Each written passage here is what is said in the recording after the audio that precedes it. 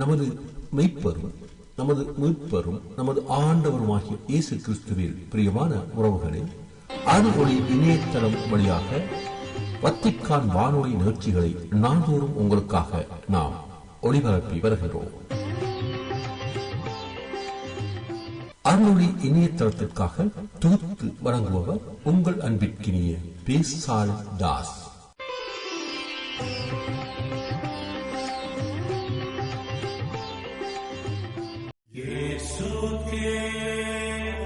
லவ்தேத்தூர் இயேசுஸ் கிறிஸ்துஸ். இயேசு கிறிஸ்துவுக்கு புகழ். தமிழ் கூறும் நல் உலகில் வாழும் அனைத்து அன்பு உள்ளங்களுக்கும் வத்திக்கான் வானொலியின் வணக்கம். இறைவன் உங்கள் உள்ளத்தையும் இல்லத்தையும் தன் அன்பாலும் அருளாலும் அமைதியாலும் இன்றும் என்றும் நிரப்புவாராக.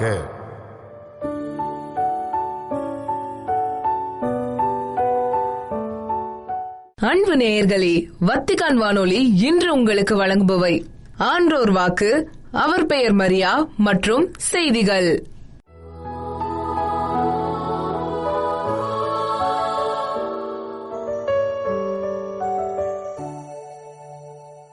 ஆன்றோர் வாக்கு.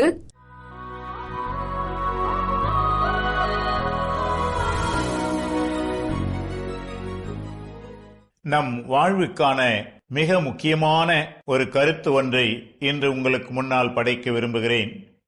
இதோ ஆர்னால்டு ஜார்ஜ் என்பவர் இப்படி அழகாக கூறியிருக்கிறார்: The living need charity more than the dead. அப்படி என்றால் இறந்தோரை விட வாழ்வோருக்கே அன்பு மிகவும் தேவையானது. நிகழ்ச்சி ஒன்று என் நினைவுக்கு வருகிறது. ஒரு ஊரிலே ஒரு பெரியவர் இறந்து விட்டார். அவர் வாழ்க்கையினுடைய கடைசி 2-3 ஆண்டுகள் அவரோடு யாரும் இல்லை. அவருடைய பிள்ளைகள் எல்லாம் மற்ற ஊர்களிலே இருந்தார்கள். அவர் எப்படியோ தன்னந்தனியாக வாழ்ந்து தன் வாழ்வை ஓட்டிக் கொண்டிருந்தார். அவர் இறந்து விட்டார் என்பதை கேள்விப்பட்டவுடனே அவருடைய பிள்ளைகளும் நண்பர்களும் உற்றாரும் அங்கே வந்து சேர்ந்து அவரை அடக்கம் செய்வதற்காக கல்லறைக்கு போய்க் கொண்டிருக்கும் போது நிறைய உணவு பண்டங்களையும் துணிகளையும் பொருட்களையும் தட்டிலே வைத்து எடுத்துச் சென்றார்கள். நான் அதை பார்க்கும்போது நினைத்தேன், இவ்வளவு உணவு பண்டங்களையும் பொருட்களையும் இப்போது அவர்கள் தூக்கிக் கொண்டு போகிறார்களே, ஒருவேளை இந்த பெரியவர் உயிரோடு இருக்கும்போது இதிலே பாதியை அவருக்கு யாராவது கொடுத்திருந்தால் ஒருவேளை இன்னும் ஒரு சில மாதங்கள் அல்லது ஆண்டுகள் அவர் உயிர் வாழ்ந்திருப்பாரே என்று நினைத்தேன். நண்பர்களே, நம்மிடமும் இப்படி ஒரு பழக்கம் இருக்கிறது. ஒருவர் இறந்துவிட்ட பிற்பாடு அவர் மீது நாம் கொண்டிருந்த அன்பை காட்டுவதற்காக நிறைய பொருட்களும் பரிசுகளும் கொண்டு போகின்ற ஒரு பழக்கம். நண்பர்களே, ஆர்னால்டு ஜார்ஜ் என்பவர் அழகாக கூறுகிறார் பாருங்கள்: The living need charity more than the dead. இறந்தோரை விட வாழ்வோருக்கே அன்பு மிகவும் தேவைப்படுகிறது. அவர் இறந்த பிற்பாடு அவருக்காக நிறைய துணிமணிகளையும் பொருட்களையும் தின்பண்டங்களையும் நாம் கொண்டு போவதிலே கொடுப்பதிலே என்ன அர்த்தம் இருக்கிறது, என்ன பயன் இருக்கிறது? சொல்ல போனால் எதற்கும் பயனில்லை. எனவே ஒருவரை நாம் அன்பு செய்ய வேண்டியது அவர் உயிரோடு இருக்கும் போதே என்பதை நாம் உணர்ந்து விட்டால், அவர் உயிரோடு வாழும்போது நம்மால் முடிந்த அன்பு செயல்களை நாம் அவர்களுக்கு செய்வோம் என்றால் அவர்களும் வாழ்வார்கள். கட்டாயம் நாமும் மகிழ்ச்சியோடு வாழ்வோம். முயற்சி செய்வோமா? உங்கள் அனைவருக்கும் வாழ்த்துக்கள்.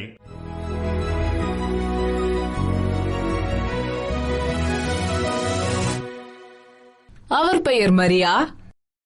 இயேசு கிறிஸ்துவில் அன்புக்குரிய சகோதர சகோதரிகளே, அன்னை மரியாவின் அன்பு குழந்தைகளே, அவர் பெயர் மரியா என்னும் இந்த தொடர் வழியாக உங்களை சந்திப்பதில் மிக்க மகிழ்ச்சி அடைகின்றேன்.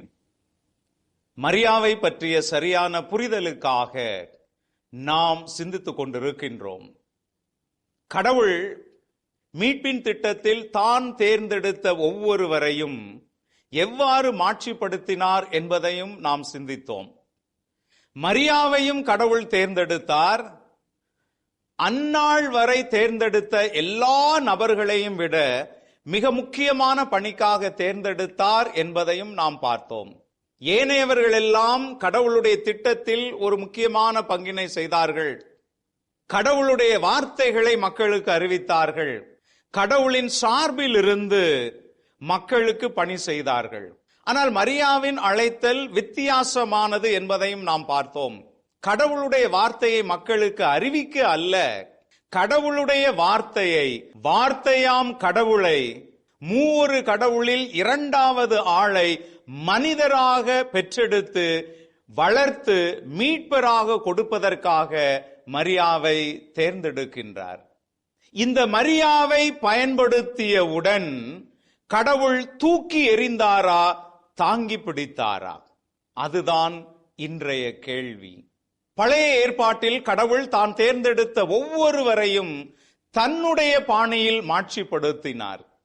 அதை நாம் விவிலியத்தில் வாசிக்கின்றோம், கற்பனை கதை அல்ல.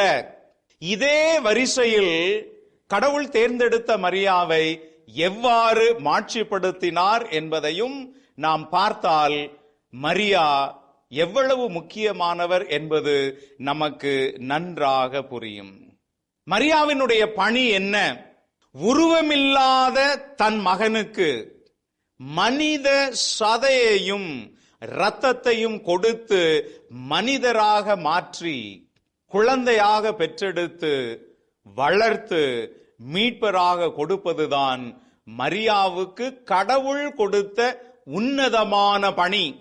எனவே கடவுளுடைய மகனை, முதலும் முடிவும் இல்லாத கடவுளுடைய மகனை பெற்றெடுத்து நமக்கு முன்பாக, மனுக்குலத்திற்கு முன்பாக நிறுத்திய மரியாவை கடவுள் பணி முடிந்தவுடன் தூக்கி எறிந்தாரா, தாங்கி பிடித்தாரா?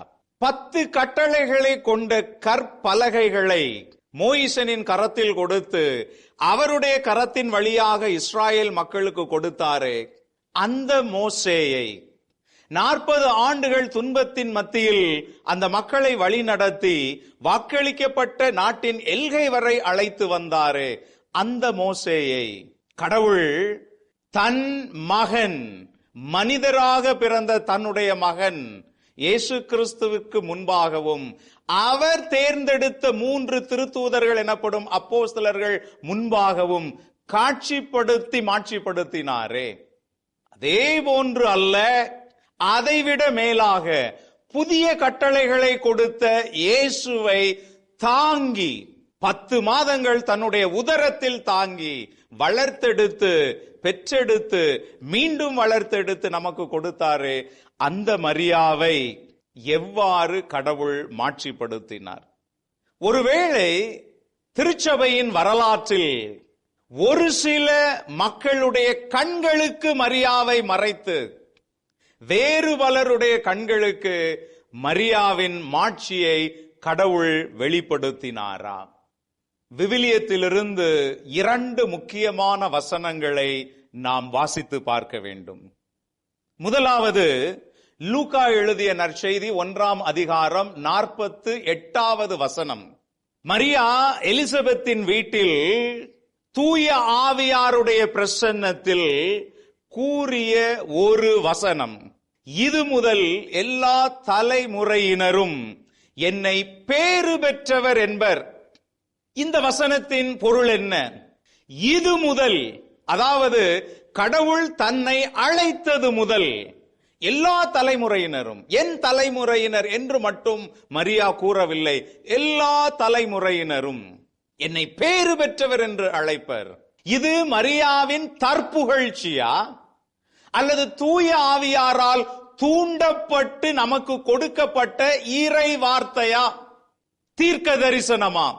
மரியா இந்த சூழலில் எலிசபெத்தின் வீட்டில் ஒரு தீர்க்கதரிசியாக, தூய ஆவியாரால் தூண்டப்பட்ட இறைவாக்கினராக இந்த வார்த்தைகளை உச்சரித்தார் என்பதை மறந்துவிடக்கூடாது. மரியாவின் தலைமுறையினரிலிருந்து இன்று வரை காலம் காலமாக மரியாவை பேறு பெற்றவர் என போற்றுவர் என்று கூறப்பட்ட அந்த இறை வாக்கு எவ்வாறெல்லாம் நிறைவேறியது? மீண்டும் கூறுகின்றேன், இது மரியா தற்புகழ்ச்சிக்காக கூறிய வார்த்தை அல்ல. எலிசபெத்தின் வீட்டிற்கு மரியா வந்ததிலிருந்து நடந்த நிகழ்வுகளை இந்த வசனத்திற்கு முன்பாக வாசித்து பாருங்கள்.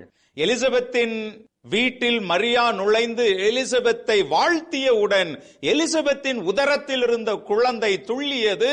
அதற்கு அடுத்து வரக்கூடிய வார்த்தைகள் மிக மிக முக்கியமானவை. எலிசபெத் தூய ஆவியாரால் ஆட்கொள்ளப்பட்டார். மரியா உச்சரித்த வாழ்த்து வார்த்தைகளிலிருந்து தூய ஆவியார் எலிசபெத்தை முழுவதுமாக நிரப்புகின்றார். அப்படி என்றால் அதைத் தொடர்ந்து மரியா புகழ்ந்து பாடிய நன்றி பாடலில் தூய ஆவியாருடைய பிரசன்னத்தில் தூய ஆவியாரால் உந்தப்பட்டு மரியா கூறிய வார்த்தைகள், இது முதல் எல்லா தலைமுறையினரும் என்னை பேறு பெற்றவர் என்பர். இந்த கடவுளுடைய எதிர்பார்ப்பை, மரியாவின் எதிர்பார்ப்பு அல்ல, இந்த கடவுளுடைய எதிர்பார்ப்பை தந்தை மகன் தூய ஆவியாரின் பெயரில் திருமுழுக்கு என்னும் ஞானஸ்நானம் பெற்ற அனைவரும் நம்முடைய சிந்தனையிலும் வாழ்க்கையிலும் நிறைவேற்றி இருக்கின்றோமா? நிறைவேற்ற வேண்டிய கடமை உண்டு. ஏனென்றால் இதை வெளிப்படுத்தியது மரியாவின் உதடுகள் அல்ல, கடவுளுடைய வார்த்தைகள். எனவே மரியா பேறு பெற்றவர் என்று அழைப்பது அல்லது பேறு பெற்ற நிலையில் இருக்கக்கூடிய மரியாவை நாம் பக்தி வணக்கத்தோடு அணுகுவது என்பது கடவுளுடைய விருப்பம். தூய ஆவியாரின் தூண்டுதலால் கடவுள் மரியாவின் உதடுகள் வழியாக வெளிப்படுத்திய விருப்பம் என்பதை மறந்துவிடக் கூடாது.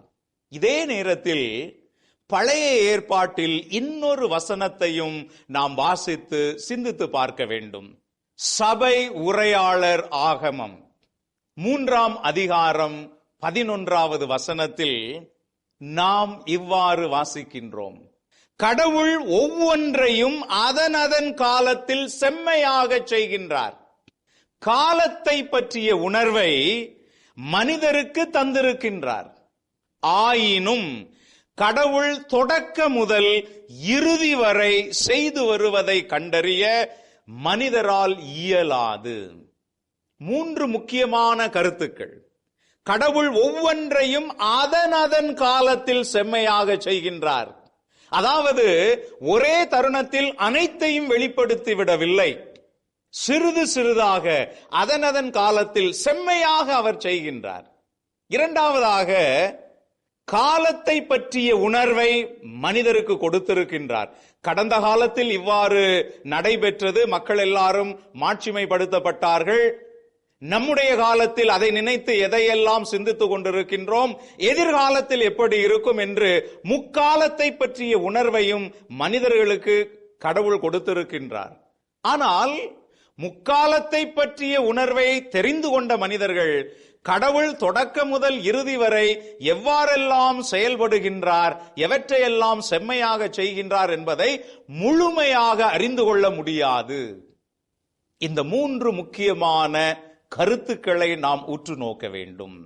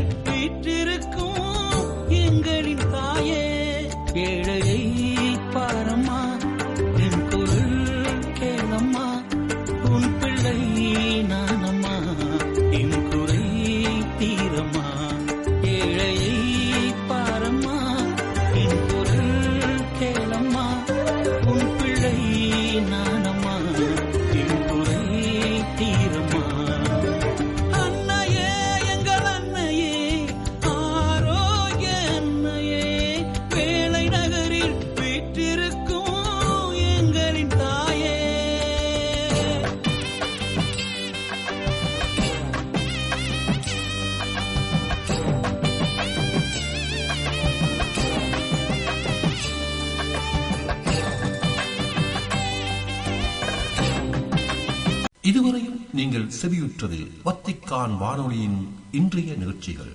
மீண்டும் மற்றொரு வத்திக்கான் வானொலி நிகழ்ச்சியில் உங்கள் அனைவரையும் சந்திக்கும் வரை அன்பு விடைபெற்றுச் செல்வது உங்கள் அன்பின் பேசாலை தாஸ்.